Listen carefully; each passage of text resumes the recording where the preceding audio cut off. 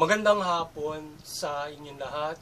Ito po si Herbert Curia, author, promoter ng Human Rights Promotions. Ang boses ng Human Rights Promotions sa malayong demokrasyang ito, kakibat ang ating pananalig sa ating banal na Panginoon Diyos, banal na Panginoon Jesucristo at gabay ng kaliwanagan ni Banal Santa Maria mula sa isyong ating nakalap at magbabantay sa mabuting pamahala, patas na hustisya at karapatang mantao. Ay hinggil sa issue ng Immaculate Conception celebrations nitong December 8, 2023. Sa selebrasyong ito ay ang ating Pangulong Marcos ay nakisa sa pananampalatayang Kristiyano-Katoliko sa paniniwalang ito at kanyang hinimok ang mga mga Pilipino na maging inspirasyon ang ating banal na Santa Maria sa ating pamumuhay upang mamuhay tayo na may kabutihang loob, malinis at ating tulungan ng ating kapwa.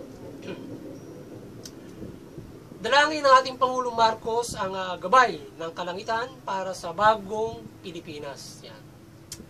So ito yung ating tinunghayang issue ngayon, yung selebrasyon ng ating Immaculate Conception o yung itong December 8 na ito ay pinagdiriwang ng Simbahang Katoliko na itong pagtatalaga sa ating banal na Santa Maria ng ating simbahan bilang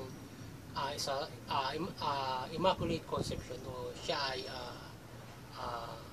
sagrado na purity, malinis at walang pagkakasala na itinilaga ng Diyos na maging ina ng ating Panginoon Jesucristo.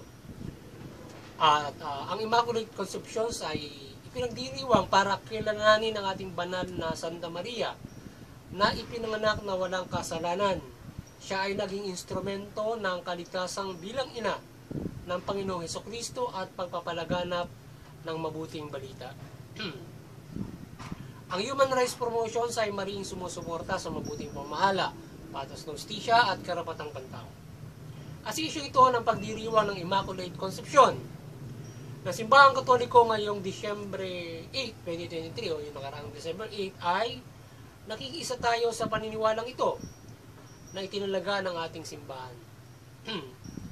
Ang banal na Santa Maria bilang ina ng Panginoon Jesucristo ay instrumento ng kaligtasan o pagbibigay pagkakataon sa atin ng Panginoon Diyos na makapangyarihan sa lahat. Ang kanyang sakripisyo para sa lahat ng tao bilang mabigyan ng kaligtasan ay mahalaga na dapat nating pasalamatan sa Kanya at sa ating Panginoong Diyos at Kristo Jesus. Sa Kanyang misyon na ito, siya ay pinanganak na malinis. So, tayo dapat ay magpasalamat doon sa sakripisyo na ginawa ng ating banal na Santa Maria para maging bilang instrumento ng ating banal na Panginoon Diyos para sa kaligtasan ng lahat. Na siya ay maging ina ng ating Panginoon Jesucristo na tumubo sa ating mga pagkakasala o pagbibigay habag at pagkakataon ng ating banal na Panginoon Diyos sa lahat. At tayo ay patawarin sa ating pagkakasala. So, ang banal na Santa Maria ay instrumento dyan for pagpatawad at pagliligtas sa atin mula doon sa ating mga pagkakasala o kapangyarihan ng Diablo o ng mga demonyo. Yan. Ang lahat ay maliwanagan ni Banal na Santa Maria at mamuhay ng mabuti at ating sundin ang ating Panginoon Diyos upang maging uliran at banal din tayong kagaya ni Mother Mary at Panginoong Jesucristo na tumalima sa kalooban ng ating Panginoon Diyos Ama. Kung kaya talimain natin ang kalooban ng Diyos mula sa iniiyak ng ating banal na Panginoon Jesucristo sa mabuting balita sa tulong at sakripisyo ng ating banal na Santa Maria. So yun. So tayo ay maliwanagan ni Banal na Santa Maria at mamuhay tayo ng mabuti at ating sundin ng ating banal na Panginoon. Kagaya ng pagsunod ng ating banal na Santa Maria at ng banal na Panginoon Jesucristo kung paano sila ay matapat at sakripisyong sinunod nila yung kalooban ng ating banal na Panginoon Diyos.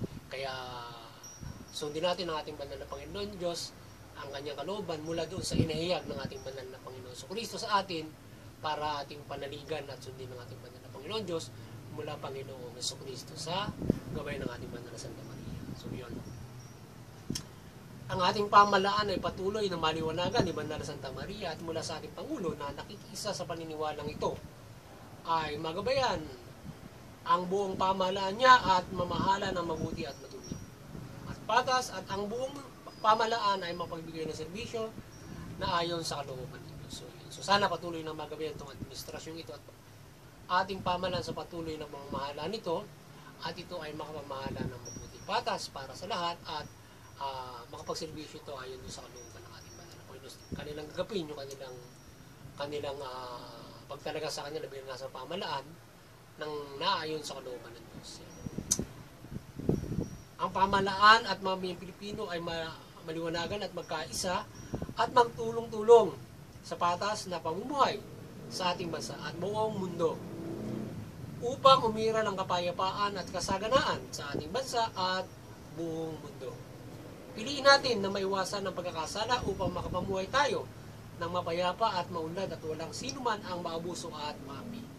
Maging gabay ang Banal na Santa Maria at higit ay ang mabuting balita o Panginoon Jesucristo upang maisabuhay ito. So yun. Maging gabay natin ang ating Banal na Santa Maria at syempre ang mabuting balita o ang Panginoon Jesucristo ay maging gabay natin para tayo ay magkaisa sa pagtutulungan at pagkakaroon ng isang mapayapang lipunan, mapayapang bansa at mapayapang mundo. So tayo ay magabay na sa pagkakaisang ito at tayo ay buklod ng ating Banal na Santa Maria at ang mabuting balita o ng Panginoong Jesucristo. Yan, yung mamamayan at yung lipunan Pilipino, at ang pamahalaan ay magkaisa na magtulungan para sa mapayapang pamumuhay. Yan. Yun ang pinakamaganda sa lahat, na magkaisa yung mamamayan at yung pamahalaan sa mapayapang pamumuhay at patuloy na pag-inom ng ating pamumuhay sa gabay ng ating banal na Panginoon Diyos mula Panginoon Jesucristo at Banal na Santa Maria. So para tayo ay makapagpatuloy sa mas mahusay na pamumuhay at pagkakaisa ng pamahalaan at mga Pilipino, magabayan tayo ng ating banal na Panginoon Diyos at ng Banal na Santa Maria. Muli, maliwanagan ni Banal na Santa Maria ang lahat mula pamahalaan at mamamayang Pilipino at animayan ng mabuting balita, at ang pamahalaan ay makapamahala ng mabuti at matuwid at makatarungan at patas, at ang mamamayang Pilipino ay makasunod sa pamahalaan. Sa gayon, makapamumuhay tayo ng payapa, maunlad, at higit sa lahat ay may kaligtasang espiritual. So tayo ay patuloy na maliwanagan naman ng Santa Maria yung pamahalaan ng mga Pilipino, at yun nga, tayo ay mabuklod, tayo ay yung pamahalaan ay mamuhay ng mamahala ng mabuti, matuwid, makatarungan, patas, tumutugon sa karapatang tao, at yung mamamayan ng mga Pilipino ay sumunod sa ating pamahalaan, gumawa ng krimen, at sa gayon tayo ay mapamumuhay ng mapayapa, maunlad, at naaayon sa kalooban ng Diyos at may kaligtasan ng Espiritu. So yun, muli sana ay napagsaboses naman ang human rights promotion sa lingkong ito hinggil sa karapatang tao mula dito sa isyong ito ng pag-celebrate ng Immaculate Conception, kung saan ito ay ating right to religion o karapatan natin sa ating panreligiyon na paniniwala o paniniwala. So yung magandang hapon sa inyo lahat at God bless you all.